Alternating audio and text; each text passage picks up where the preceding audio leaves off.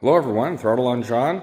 Thanks for joining me. We're going to change the differential fluid or oil in the rear differential of this Toyota Tacoma. It's a 1998 SR5, four-wheel drive, but this would apply to two-wheel drive models as well. So let's go ahead and get started. It's very simple. This vehicle is on the lift just for clarity, but you do not need a lift to do this procedure at home. It could be easily done without a lift. Here's the rear differential. It holds the oil. So we have a 24 millimeter nut here and one down here. That's the drain. So before you drain, let's take off the fill plug because we want to make sure we can get oil back in. This takes a 24 millimeter socket. Most do for this application. I like to use a 6-point socket. So you're less likely to round off edges of your, the nuts that you're taking out there, or excuse me, the bolts. So 6-point socket, 12-point socket here, 6-point socket here, and this is a 24 millimeter. So you could get away with using a 12-point if that's all you have, but can't go wrong with using a 6-point when it's something, a bolt that's important that you want to keep for years. I'm putting a drain pan under this. This is just a Flow Tools drain pan. I'll do my best to put a link to that just in case I get messy today. Never hurts to do that. And then we have our gear oil, and I'm using some Costco gloves, Kirkland gloves. Those work well, and 75 weight, 90 weight will get the job done in most circumstances here. So first I'm just going to clean up around this. This truck has 247,000 miles on it. It's used, new to me, so I'm just going through it. If you want to like and subscribe, we're going to go through the transfer case, front diff, engine oil change, and we have actually quite a bit of work to do on this. It's decent shape, but just needs some love, some TLC, some maintenance. So I'm going to clean up around this first because I don't want a bunch of debris, falling in that. So we're just going to take a moment and clean that up with some brake cleaner. Or you could just wipe around there with a rag and some WD-40 or some other light cleaner.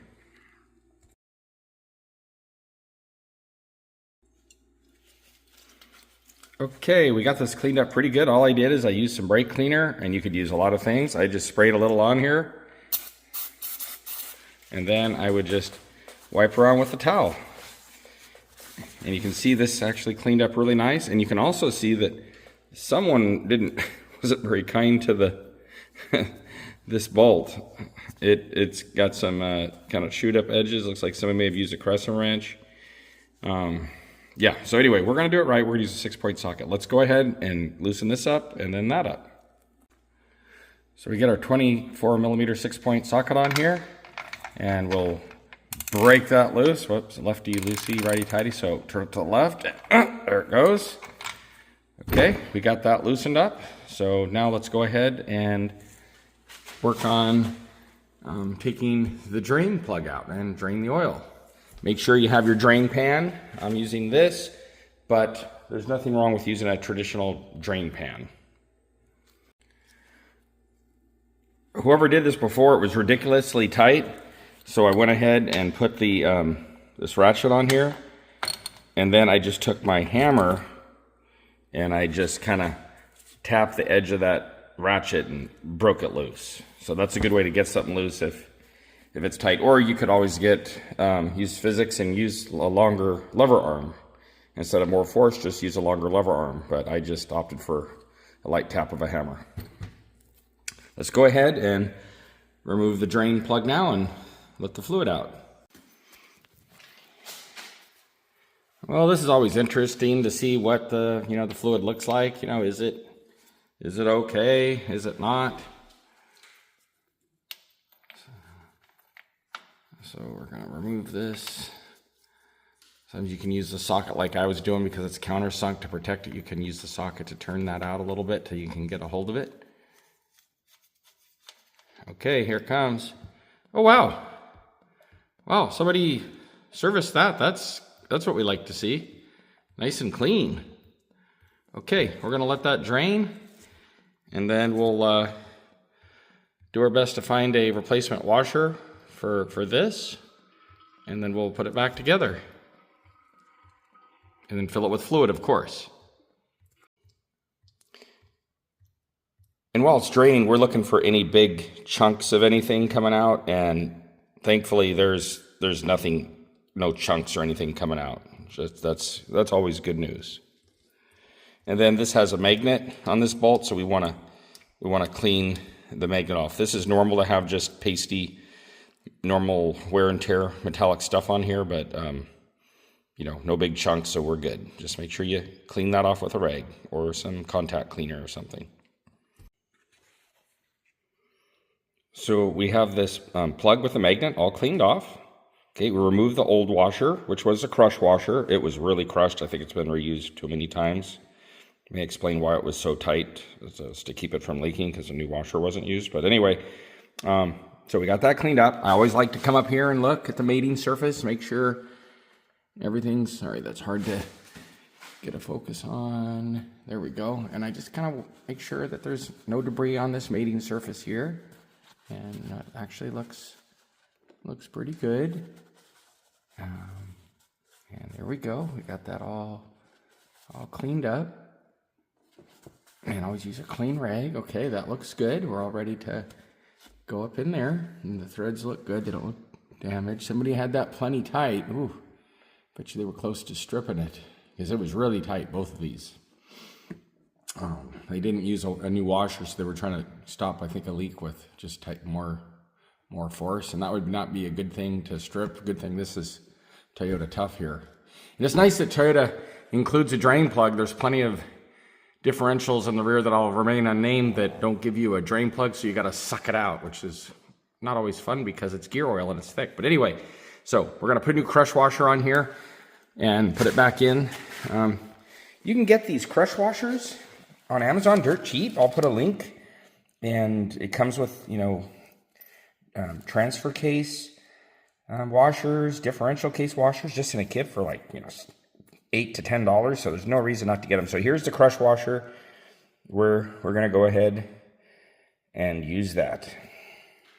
Crush washers always confuse me a little bit, but what you'll do is you have a rounded side. There's a little bevel to that, and then you have this side with a lot of different perfections. And you're going to put this in with the rounded side towards the pan. Rounded side towards the pan. So I'll pull that off. This is going to go towards the pan. It's got a little bevel to it, and this side is going to go towards the bolt. So it's going to go on like that. I don't like bolts getting stuck in there, so I put some grease on the threads. You wouldn't have to do that, that's optional. And we have our washer on there, and then we're just gonna always start this by hand, so you don't cross thread it. And we're just gonna get that started up in there. It's definitely done draining. And you just need to get the bulk of it out. All right, we'll put that in there. Got our crush washer in there, and then we'll snug that up. And I'm gonna go snug. I got a new washer, so I don't need to go crazy tight. But we're gonna, it's a big bolt, so it can take some torque. Okay, so we're gonna get on here, and I find with crush washers is a point where you can feel them crushing. I can feel that crushing and seating now. And there's a point where they just kind of stop. Okay, here it goes. It's right there. It's not going any further, and we stop. And I just took a few more, took the ratchet to it and did turn a little further. With that crush washer, it'll compress quite a bit before it bottoms out. Okay, now let's remove this one. Make sure the washer comes off. Okay, there it is. No magnet on this one to clean. We'll clean that up and put a new, looks like this takes the same crush washer. And we'll get some fluid in there. Okay, here's the part you've been waiting for. We're going to fill it with the fluid. Make sure, check your manual, make sure you're using the fluid. A GL5 oil, gear oil is going to work in most cases. This has, it's GL5, 7590. It has limited slip in it. This isn't a limited slip differential, but it doesn't hurt it if it has it. I've also used AMSOIL severe gear, where maybe it's a little harder wear application, but this truck doesn't tow, So we're going to go with this. And you can use a pump to pump it in. I've used this a ton if it's hard to get at, but this is pretty easy to get at. And I'm just going to put it in there, and it's kind of a malleable, crushable container, and we're just going to squirt it in. If you do have a differential locker or something, some special application, make sure that you have the right fluid. And this can be messy because you're just going to squirt it in until it starts to run out the hole, and we're going to stick the plug in, so make sure you have your plug ready to go. So let's go ahead and put it in. So we're just going to put this in here, and then we're just going to start to squirt it in and roll with this container. So this container, you just tip it up and then roll it up as you go, and now we got one in, and let's go ahead and put another one in.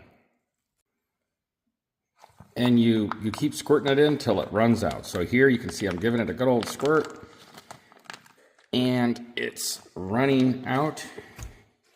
And then we just are gonna sneak our plug in. You can put your finger in there if you want to check too. And you just put your bolt in with the washer.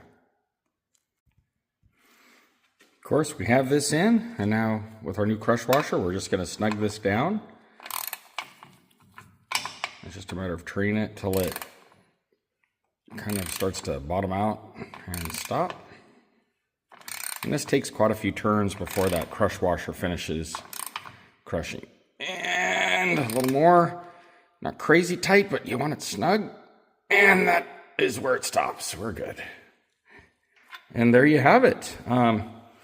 Nothing to it. It's nice knowing that your differential is lubricated. This fluid also runs out to bearings and things in the differential, so it's in the axle, so it's really important to keep that clean. And Toyota's, I mean, this Toyota has 247,000 miles on it, and it hasn't had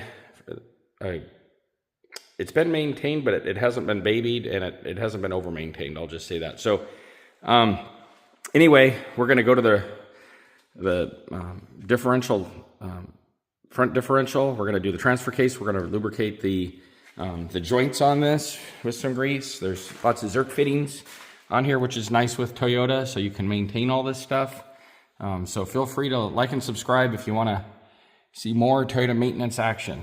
And I mean, this is amazing. I mean, some rust on the exhaust, but the frame looks good, looks solid.